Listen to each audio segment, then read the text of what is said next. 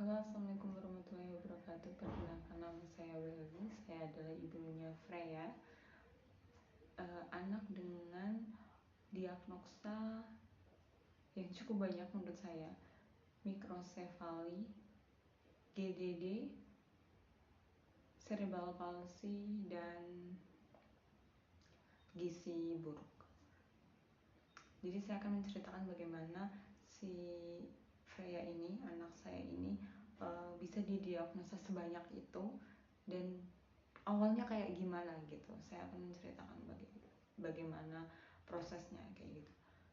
Jadi pertama, saya itu awalnya datang ke puskesmas nih, niatnya mau imunisasi gitu kan. Kebetulan saya dari kota lain, kemudian saya datang ke sini mengikuti suami saya gitu kan. Sebelumnya memang saya itu rajin ke puskesmas untuk imunisasi, untuk ya hampir tiap bulan lah. Tapi itu tuh kalau imunisasi tuh tidak ditanyakan udah bisa apa gitu. Jadi aku ngerasa santai-santai aja. Saya rasa anak saya nggak ada masalah gitu kan. Ya memang pas lahir emang dia sesar, kemudian dengan bayi baru lahir rendah atau BBLR, dimana lahirnya kurang dari 2,5 kilo, yaitu dia lahir 2 kilo 60 gram, lumayan jauh dari standarnya seperti itu. Jadi dia jadi awalnya lahir itu dia sesar, kemudian BBLR, dia 8 hari di inkubator, sempat di sinar biru UV gitu kan, karena kuning katanya. Terus habis 8 hari kita pulang. Ya saya pikir kan di rumah oke, fine gitu. Memang lemas, beda, enggak nangisnya enggak sekencang kayak anak-anak lain kayak gitu. Nah, saya balik lagi nih ke cerita ke sini ya, di sini. Kemudian imunisasi, si bidanya tuh kan dia pegang tuh. Sebelum diimunisasi dia timbang, kemudian dipegang, kemudian dia dicek udah bisa apa gitu. Saya bilang sudah bisa tengkurap kayak gitu kan. Itu umur 6 bulan harusnya dia udah bisa mengangkat kepala, tapi anak saya belum. Dia baru tengkurap dan baru latihan berguling-guling kanan kiri gitu. Biasanya anak umur 3 bulan itu udah tengkurap, tapi anak saya ini 5 bulan baru bisa tengkurap. Saya nggak sadar itu kesalahan saya, kenapa saya nggak peka gitu kan. Setelah itu si bidan ini bilang, gimana kalau saya rujuk aja gitu, biar dapat penanganan gitu kan. Nah, kebetulan sebulan di sini dia berat badannya nggak naik gitu kan. Terus kemudian saya dirujuk dari si puskesmas pemerintah ini, kemudian ke rumah sakit Hermina. Nah, dari rumah sakit Hermina saya ketemu dokter anak umum awal ya. Kemudian dari dokter ini ke rehabilitasi sama ke dokter tumbuh kembang. Saya dirujuk lagi ke poli tumbuh kembang. Kemudian setelah saya pikir saya harus tumbuh kembang dulu baru rehabilitasi biar saya dapat informasi gitu, saya harus kayak gimana gitu. Tapi itu salah ya Bu ya. Jadi harusnya saya langsung ke rehabilitasi dan harusnya ke tumbuh kembang juga. Akan tetapi saya memakai BPJS, dan ternyata BPJS itu untuk saya pesan ke tumbuh kembang itu harus nunggu 2 bulan. Dan saya tunggu 2 bulan itu. Dari 6, 8, 6, 7, 8, pokoknya dia 9 bulan, awal 9 bulan dia baru ketemu dokter tumbuh kembang. Kebetulan saya bertemu dengan seorang profesor yang di sini. Dia adalah beliau itu ahli di bidang tumbuh kembang, dokter anak tapi subspesialis tumbuh kembang kayak gitu. Dia lebih spesifik ke tumbuh kembangnya itu. Nah, pas ketemu nih, saya pikir selama 2 bulan itu dia bakal ada perkembangan dari tengkurap, kemudian mulai onggong-onggong. Lanjut Jadi tadi saya sempat saya bilang kan, sampai saya tunggu keonggong-onggong gitu kan. Ternyata anak saya nggak ada perkembangan dari umur 6, 7, 8 sampai 9 bulan saya dapat jadwal ketemu dokter anak tumbuh kembang, ternyata nggak ada perkembangan nih. Nah, pas saya ketemu dokter tumbuh kembang, terus dokternya nanya, anamnesa pas lahir kayak gimana riwayatnya. Saya cerita ya sesar, ya BBLR, kemudian sempat kuning, terus inkubatoran kayak gitu, di oksigen pula gitu, pakai CPAP gitu kan. Terus dia nanya, udah bisa apa, keluhannya apa aja kayak gitu. Coba dilihat kakinya, dari yang beda ruangan gitu kan, nyampe udah sini masuk ke ruanganku, dia pengen lihat kondisinya gitu. Pas dia lihat, kaku ya kakinya ya gitu. Iya dok, aku bilang gitu. Dia lihat sekilas, udah gini aja, pemeriksaan lengkap, pernah ke saraf? Dia bilang gitu. Belum dok, ini baru saya dari dokter anak. Pernah ke rehabilitasi? Belum, saya belum sempet, saya bilang gitu. Terus gini aja, ke rumah sakit Hasan Sadikin Bandung kayak gitu kan. Ada apa nih pikiranku, kenapa anakku harus ke RSUP? RSUP itu untuk penanganan penyakit-penyakit yang memang tidak bisa ditangani di rumah sakit tipe B, kayak misalkan rumah sakit biasa maksudnya kayak gitu. Jadi rumah sakit tipe A ini rujukan, udah di atas rujukan gitu kan. Aku sempat mikir kenapa nih gitu. Saya sempat lihat rujukannya, terus dok harus kesana kah, saya bilang gitu.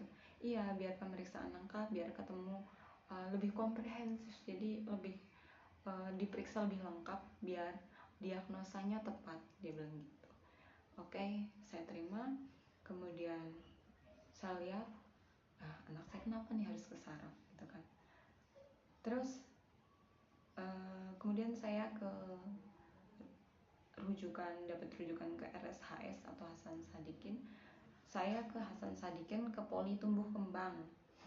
Kebetulan saya ketemu dokter anak di tumbuh kembang. Ada memo juga dari si profesor ini. Nah, kemudian saya ditanya-tanya anamnesa dari hamil sampai lahir, sampai perkembangan hari ini, kemudian dicek udah bisa apa, kemudian kuesioner segala macam itu. Kemudian gini, ini anak terlambat perkembangannya kayak gitu, dari dokter anak tumbuh kembangnya itu yang di RSHS. Kemudian dia bilang, saya nggak bisa ini diagnosa secepat itu. Jadi untuk mendapatkan diagnosa yang tepat itu harus cek lab, cek komprehensif atau cek semua yang kira-kira mempengaruhi si perkembangan anak saya ini. Kemudian saya dirujuk ke polineurologi. Belum ke neurologi, saya lupa. Jadi saya harus USG kepala, terus harus cek tiroid, ya kan? Ya, tiroid, TSH gitu kan. Kemudian saya harus cek apa lagi ya? Saya lupa. THT, kemudian mata Cicendo. Saya harus ke Cicendo juga, rumah sakit Cicendo juga kan. Nah, karena ternyata itu saya tuh butuh waktu lama untuk semua cek itu saya dapat menyelesaikan itu, hampir sekitar seminggu 2 mingguan itu, karena memang ada yang nunggu waktu 3 hari baru jadi. Terus saya dalam sehari ke poli itu nggak selesai sehari kayak gitu kan. Itu cukup menguras waktu dan cukup menguras tenaga ya. Lanjut ya Mam. Jadi kelenjar tiroid itu kalau ketahuan hipotiroid atau dia nggak normal, kadar tiroidnya di tubuh, itu tuh pengobatannya tiap hari minum iodium ya, saya kurang tahu, tapi itu iodium yang memang sepertinya sepele. Pas hamil tuh kekurangan iodium gitu awalnya, terus menjadi hipotorit. Itu juga mempengaruhi perkembangan si anak ini karena dia kekurangan hormon pertumbuhan ibaratnya kayak gitu. Dan itu kalau nggak salah nunggu 3 hari baru jadi, 3 hari atau 4 hari gitu kan. Setelah saya ambil,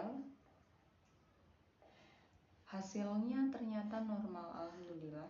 Dan saya sempat takut karena itu obatnya itu setiap hari harus ditebus tiap bulan ke apotek dengan resep dokter.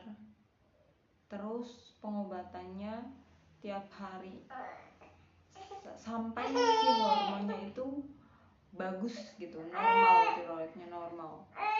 Di kekurangan tiroid atau yang dinamakan hipotiroid atau hipertiroid, kelebihan tiroid, atau sama sekali tidak ada hormon tiroid atau kelenjar tiroidnya, saya kurang paham ya masalah itu, tapi garis besarnya seperti itu. Itu si anak harus minum obat yang namanya, aku nggak tahu obatnya apa, intinya isinya di dalamnya iodium atau radioaktif kayak gitu. Dan itu pengobatannya entah sampai kapan, sampai dia akan sampai si hormonnya itu stabil kayak gitu, kadar tiroidnya itu normal kayak gitu. Saya sempat takut itu karena saya tahu kayak ini tuh penyakit kayak nggak ada obatnya gitu, dia ketergantungan obat. Jadi bukan ketergantungan obat sih, tapi kayak lebih harus minum obat gitu, lebih kayak gitu. Saya sempat takut itu. Terus alhamdulillah normal. Saya sempat nanya, beneran normal dok? Aku bilang gitu, normal. Kemudian karena USG kepala tidak kelihatan, di USG udah susah, terus hormon tiroidnya normal, terus aku di tumbuh kembang itu akhirnya disuruh ke saraf dan gizi. Kebetulan emang berat badannya nggak naik, dan untuk umur 9 bulan itu berat badannya segitu tuh gizi buruk kalau menurut si dokternya ini. Saya sudah berusaha, saya cek sebulan itu saya kasih berprotein tinggi gitu kan, ternyata nggak naik, atau saya pemberiannya yang kurang bagus, kurang apa ya, dosis atau gimana aku nggak ngerti. Nah terus aku ke neurologi, aku ke polineurologi, terus aku cerita hasilnya seperti ini, di THT seperti ini, yang manual, yang belum berak ya, tes berak itu ya belum keluar. Terus USG kepala hasilnya seperti apa, terus tiroidnya seperti apa. Kemudian di neurologi ini anak saya dicek gerakannya dan dibolak-balik katanya kaku. Jadi dia dibilang cerebral palsy spastik atau kaku. Kemudian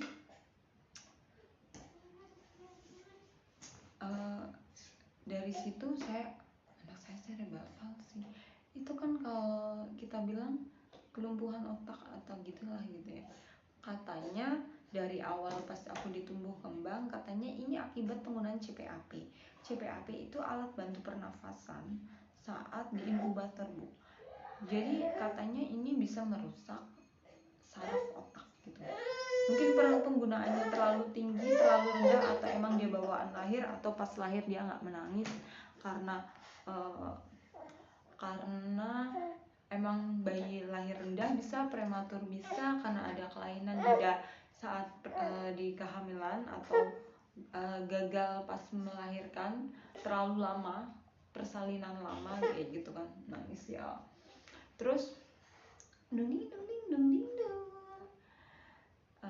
Terus akhirnya dari neurologi itu saya disuruh ke rehab rehabilitasi medik, mau di Hasan Sadikin atau mau ke rumah sakit lain yang terdekat. Kebetulan mungkin saya sempat, kalau nggak di sini saya ke Hermina, balik lagi ke Hermina. Tapi saya sempat mikir di sini yang paling dekat, paling enak saya datang, karena rehabilitasi itu harus berulang-ulang gitu. Saya sempat mikir harus kemana, saya sempat nanya-nanya gitu kan, nanya-nanya ke bagian pendaftaran ya, atau nanya-nanya ke bagian rehabilitasinya di bawah. Saya sempat turun nanya gitu kan. Kemudian saya kemudian saya minta jadwal nih ke rehabilitasi. Akhirnya saya milih ke Hasan Sadikin. Terus saya nunggu sebulan. Mungkin karena lebih dekat ke Hasan Sadikin, jadi saya milih kayak gitu. Ternyata saya harus nunggu sebulan juga gitu kan. Terus saya nunggu gitu kan.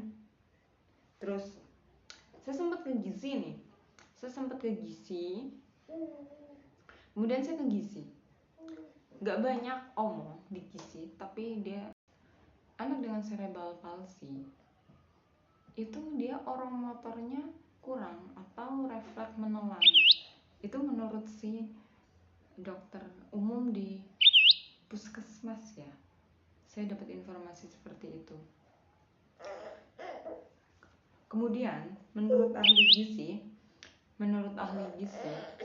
dia mau dikasih ayam, telur berapa banyak dalam sehari, penyerapannya kurang bagus untuk anak yang sudah terlanjur kurang gizi atau gizi buruk gitu. Kalau mau naikin berat badan cepat dan bagus, mudah, benar-benar sesuai dengan anjuran dokter, itu harus susu, Bu. Saya baru ingat, saya nggak tahu ini menurut saya atau gimana, harusnya saya pakai susu dari awal, karena dia tuh berat badannya naiknya nggak begitu pesat. Harusnya saya nggak, ya bagusnya mah ASI eksklusif, tapi dengan keadaan seperti ini harusnya saya pakai ASI plus susu formula gitu kan, demi mengejar si berat badannya ini untuk memacu pertumbuhan perkembangannya normal seperti itu. Ada beberapa diagnosa yang menurut saya memang nggak harus patokan itu, karena ketika kita konsul di sini harus makanan yang bergizi. Ternyata ada beberapa kasus yang memang harus ada makanan tambahan seperti susu formula dengan aturan tertentu dari si dokter ini. Kemudian saya di dokter gizi, saya mendapatkan resep bahwa si anak ini saya menggunakan SGM Gen 100 atau SGM yang khusus, yang ungu, yang buat gizi buruk, gizi kurang gitulah, kurang gizi. Dan itu saya diresepkan 3 jam sekali 100 ml, berarti kali 8 selama 24 jam. Kalau muntah dibagi 2. Dan ternyata saya coba itu nggak kuat, Bu, karena itu baru mulai ya. Muntah, benar-benar 100 ml muntah, 50 cc muntah, akhirnya saya kurangi. Jadi saya bikin 60 ml per 2 jam. Jadi kalau dikali 3 harusnya 6 jam itu harusnya 300 ml. Jadi saya cuman kasih berarti 60 dikali, berarti berapa ya? Harusnya 200 ml, berarti 60 dikali 3 180 kurang 20 ml lah. Ya mungkin menurut saya itu udah lumayan ketimbang muntah dan nggak masuk sama sekali gitu ya, Bu ya. Jadi kemudian saya coba di NGT pula. Anak saya biasa ASI, didot nggak mau. Harusnya didot tanpa NGT pun bisa, tapi saya NGT dia pakai yang biasa, itu kaku, sakit, atau dia nangis, Bu, dari NGT pemasangan itu sampai pulang ke rumah tantrum tanpa berhenti, bayangkan, berjam-jam. Akhirnya saya lepas. Saya nggak mau lepas, tapi suami saya suruh lepas karena nangisnya kayak gitu. Itu berat badan nggak bakal naik kalau nangis kayak gitu kan.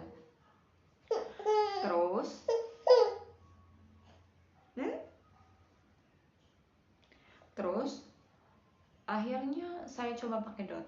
Ternyata dia cuma 20 ml, Bu, sekali minum. Itu nggak cukup dan nggak sesuai dengan aturan dokter yang harusnya berapa? Harusnya 100 mili per 3 jam itu nggak dapet sama sekali. Oh pokoknya nggak bakal naik gitu. Saya aduh stres ini gimana gitu kan. Terus saya bilang, kamu mau lihat seperti ini, nggak ada peningkatan berat badan, apa mau dibiarkan, aku bilang gitu. Kebetulan pulang dari rumah sakit hujan, kemudian batuk nih. Nah ini panjang lagi ceritanya nih. Kemudian terus saya ke puskesmas mau pasang NGT nih, NGT plus ini batuk kan. Ternyata di sana dibilang TB anak atau pneumonia, disuruh ronsen. Terus saya mau pasang NGT belum jadi ya. Setelah ronsen saya baru pasang NGT. Ternyata saya dirujuk lagi ke rumah sakit swasta. Kemudian dirujuk lagi ke rumah sakit swasta untuk ketemu dokter anak secepatnya. Ternyata pneumonia. Kemudian si dokternya nggak berani megang ternyata karena diagnosanya double gitu ya, mikrosefali ya, cerebral palsy ya, gizi buruk gitu. Dia nggak berani kasih obat. Kemudian saya ke Hasan Sadikin, disuruh ke Hasan Sadikin. Di sana ditolak Bu karena hari Sabtu, nggak bisa ketemu dokter saraf. Hari Senin kayak gitu kan, hari Jumat kalau nggak salah nggak bisa. Ke IGD pun percuma gitu. Terus yaudah saya pulang kan.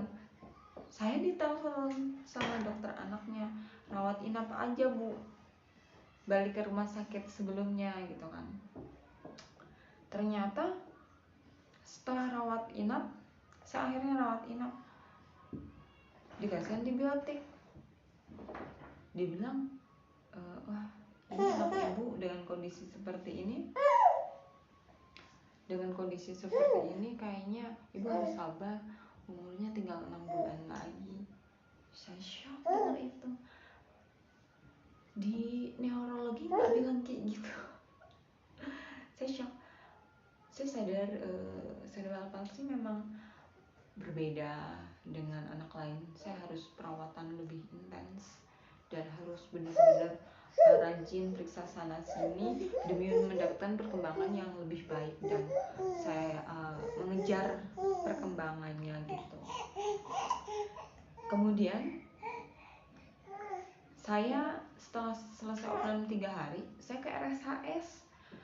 Saya ketemu dokter neurologi. Di situ saya nyampe bilang, Dok tolong dong baca hasil lab darah sama hasil ronsennya. Dia bilang ini pneumonia, obatnya nggak bisa dikasih lebih-lebih, jadi harus konsul ke sini. Diperiksalah sama si dokternya. Enggak, ronkinya udah berkurang. Dia bilang gitu. Udah nggak grok-grok banget, nggak kayak kalau orang batuk kan grok-grok ya di dadanya, itu ronki.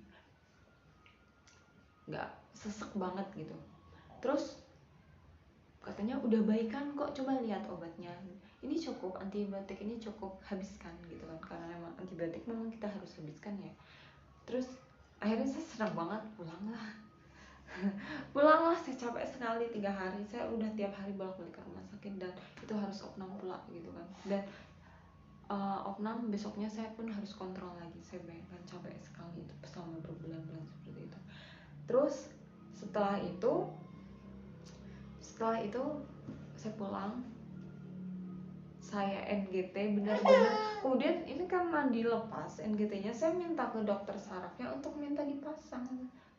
Terus kemudian pasang di rumah selama 2 minggu. Saya pantau berat badannya, saya kasih susu sesuai anjuran dokter, biarpun kurang-kurang pasti ada ya, entah muntah, entah tidur, entah saya lupa atau saya ketiduran gitu, pasti ada kurangnya, nggak sesuai anjuran dokter.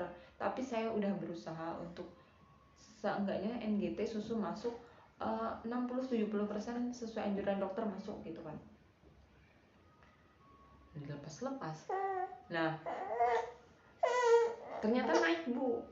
Jadi ini nggak sesuai dengan dokter ya, karena muntah memang dianya tuh. Itu tuh dia naik selama pokoknya 2 atau 3 hari itu 1 on. Jadi selama 2 minggu itu sekitar berapa ya? 6 on. 3 on seminggu. Berarti 2 hari se-on gitu kan. Lumayan ketimbang nggak sama sekali nggak naik, tapi emang harusnya lebih sih. Tapi ini jauh lebih baik ketimbang sebelum saya kontrol. Jadi jangan takut Bu kalau ibu sekiranya anaknya dirujuk dengan penyakit tertentu. Jangan takut, perjuangkan. Kenapa? Biar mendapatkan penanganan yang lebih baik dan lebih cepat. Karena penanganan lebih cepat itu lebih baik ketimbang telat dan timbang nggak sama sekali, seperti itu Bu. Apalagi masih kecil, masih bisa dikejar gitu kan. Kemudian setelah itu saya kontrol gizi, dan sekarang saya lagi menunggu rehabilitasi medik ya Bu ya. Saya harus, ternyata di rehabilitasi medik, kemudian saya setelah ketemu dokter rehabilitasi medik, setelah nunggu sebulan, dicek bolak-balik seperti dokter neurologi.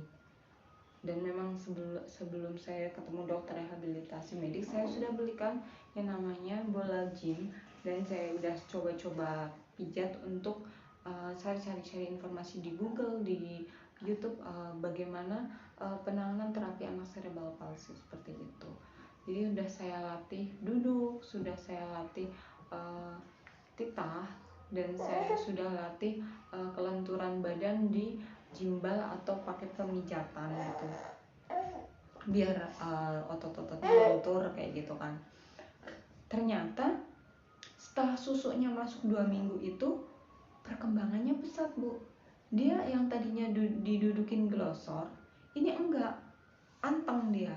Terus saya dudukin seperti ini di lantai, dia udah agak tegap, udah bagus lah, udah mau pegangan sendiri di lantai gitu. Cuman masih agak-agak senderan dikit. Kalau dilepas senderan pahaku itu dia akan jatuh, tapi ini udah tegap, udah bisa kayak gini gitu kan. Lumayan bagus.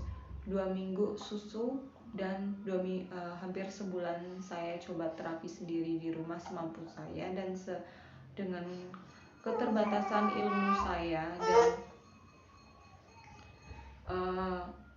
keterbatasan pengetahuan saya gitu kan.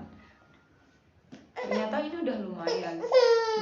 Sambil menunggu dapat rehabilitasi, ternyata di rehabilitasi dilihat bolak-balik, ternyata ini anak udah ada. Nah, setelah saya ketemu dokter rehabilitasi medik di RSHS, setelah dibolak-balik ternyata ada perkembangan. Dan alhamdulillah dia bilang ini menurut saya seperti ini, apalagi dia udah bisa melempar sesuatu, udah mulai babbling, udah mulai mau didudukin, kemudian udah tegap kepalanya. Ini anak lebih cenderung ke GDD ketimbang ke si CP-nya ini.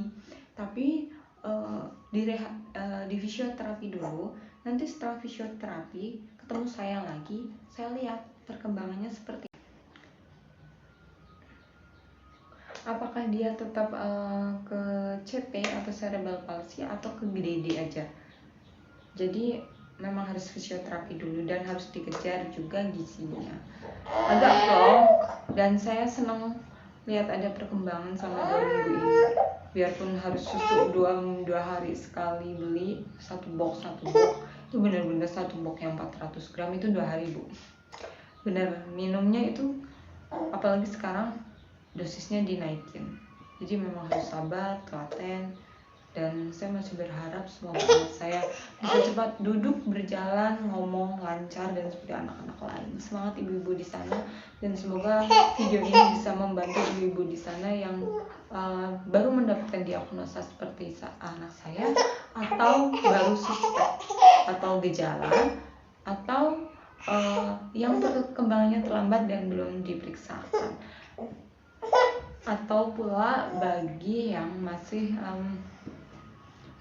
mahasiswa yang sedang melakukan penelitian tentang cerebral palsy, microcephaly, gizi buruk kayak gitu.